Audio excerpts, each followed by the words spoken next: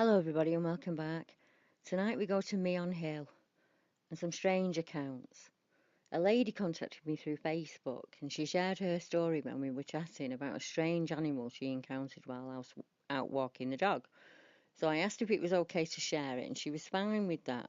And these are her words and she wrote them out herself. In the early 1990s, I rented part of a large house in the Cotswolds in the vicinity of Meon Hill. The house was surrounded by private land and farmland, and it afforded me the opportunity to walk my dogs wherever I wanted for as long as I wanted without seeing another soul. One day, I'd not long left the house and passed from a mown field into a wild, overgrown one when I had an overwhelming feeling that something or someone else was nearby. I stopped, and my dogs ran on ahead. I scanned all around me and saw nothing. But such was the feeling of not being alone that I persisted, and I finally looked further afield to see a gingery head and shoulders just above the long grass. I had no doubt it was regarding me, just as I was regarding it. I didn't know what I was looking at. A fox, maybe, but we looked at each other in silent commune for some time until it started loping with some speed towards me, and I knew it was coming straight to me.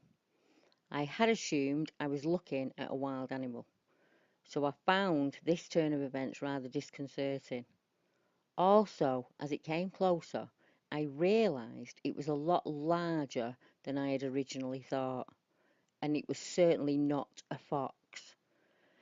I started to back out of the field. I called my dogs, who thankfully had stayed quite close, and as they ran across in front of me, the being changed its course and ran off to a copse of trees. I didn't pursue my walk that day, but I did feel that somehow whatever it was had trusted me and I'd let it down by being scared as it approached. Why something would trust me but be scared of two small dogs is beyond me.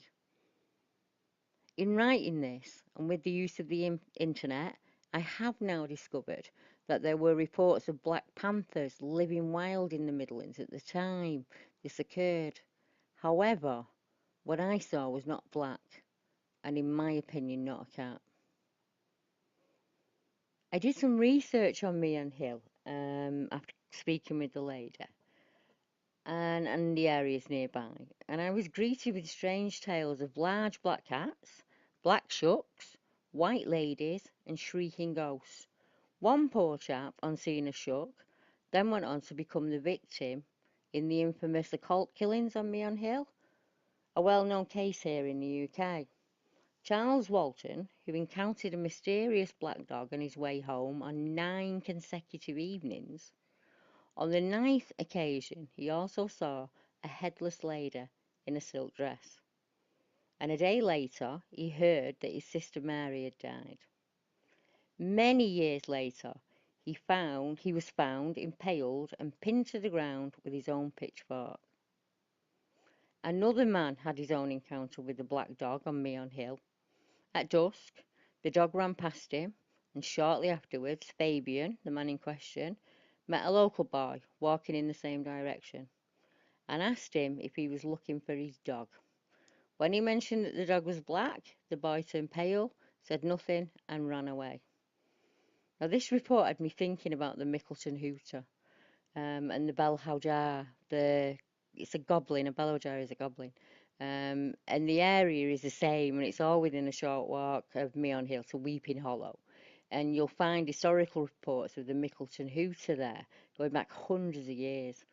Like many of the accounts, this is close to a river that leads to an estuary, on an old ancient site, on a hill with a strange reputation, and a history of paranormal accounts.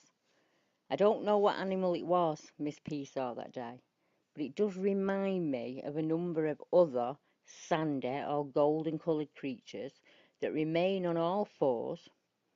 One witness in the southeast described them as human-faced lions. And the Howler account says his howls and yells and shrieks are reported to have been heard by many people, and as they crossed the valley. The sounds which they heard were enough to alarm them greatly. And it's just a continuation of that, really, when you have a look. So if you're interested in the paranormal or anything, have a look at Meon Hill, or Weeping Hollow, as it was called back in the day.